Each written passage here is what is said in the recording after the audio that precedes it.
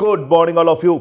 आज की कहानी रामकृष्ण परमहंस की प्रसिद्ध पुस्तक रामकृष्ण चित्रावली से ली गई है।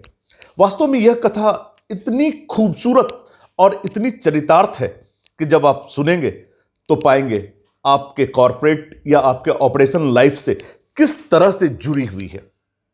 एक बार की बात है, एक गांव था जहां पर 4 सहेलियां रहा करती थी, जिसमें जो सबसे बड़ी थी, एक समय आया जब उनकी शादी हो गई और वह दूसरे गांव में चली गई।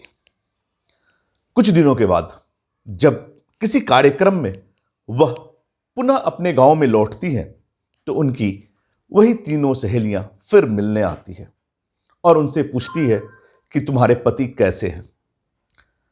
इस संदर्भ में एक महत्वपूर्ण बात है कि ये तीनों दोस्त उनके पति को आज से पहले कभी नहीं देखी थी। इसलिए उसने पूछा, जो आपके पति कैसे हैं? तो उसने बताते हुए बताया, जो मेरे पति ऐसे हैं, लंबे हैं, स्वभाव से काफी अच्छे हैं, गोरे हैं, बड़ी बड़ी आंखें हैं। कुछ देर के बाद उनकी खिड़की के सामने से एक मर्द, एक जेंट्स गुजरता है। तो वो 3 सखियां उनसे पूछती हैं, क्या तुम्हारे पति इनके जैसा है? तो उस महिला ने जवाब दिया, नहीं, मेरे पति ऐसे नहीं हैं। इस पर उनकी तीनों सहेलियां, जिसने कभी उनके पति को देखा नहीं है लेकिन उनके इंफॉर्मेशन के आधार पर बोलना आरंभ करती है, नहीं, इनके पति लंबे हैं, गोरे हैं, बड़ी बड़ी आंखें हैं, इसमें तो ऐसा नहीं है। फिर कुछ देर के बाद दूसरे जेंट्स वहां से क्रॉस करते हैं। इस पर उन तीनों सहेलियों ने से एक ने पूछा, क्या तुम्हारे पति ये हैं? तो उसने जवाब दिया, नहीं, ये भी मेरे पति नहीं है, और मुस्कुराने लगी।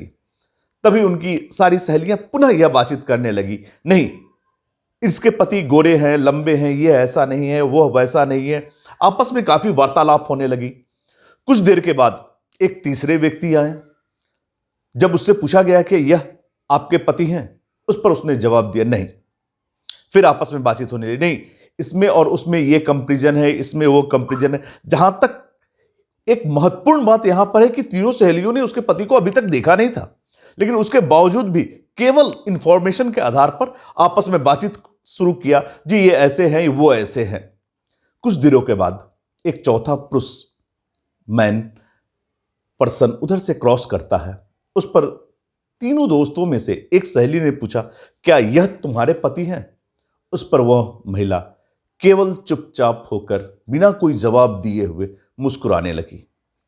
तब वो तीनों सहेलियां भी चुप हो गई और हंसने लगी। ऐसा ही होता है जब आपको ब्रह्म की ज्ञान की प्राप्ति होती है या ज्ञान की प्राप्ति होती है, तो सारे लोग शांत हो जाते हैं, चुप हो जाते हैं।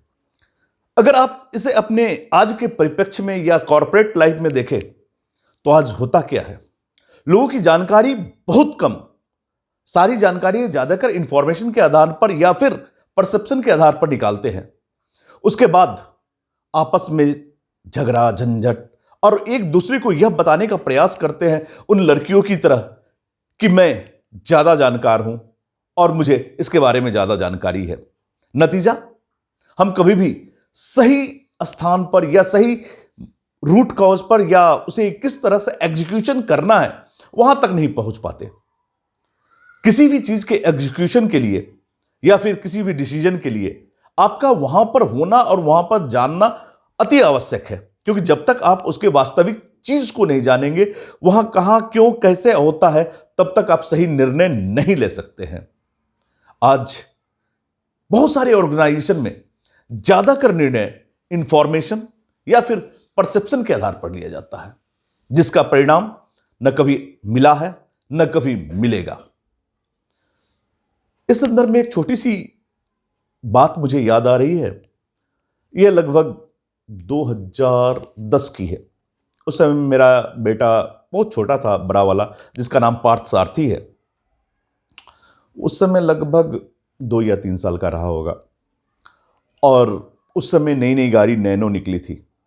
तो हमेशा बोलता था, बाबूजी नैनो खरीद दो, ये कार खरीद दो, वो कार खरीद दो। तो मैं बोलता था, जो नहीं बेटा, पैसा नहीं है, पैसा होगा तो खरीदूंगा। ये चर्चा लगभग इसी तरह चलती रहती थी। एक दिन मैं बाइक से कहीं जा रहा था, मेरी वाइफ मेरे पीछे बैठी थी और मेरा बेटा मेरे कंधे पे हाथ रखकर बाइक पर खड़ा होकर जा रहा था। ये बारामती की घटना है।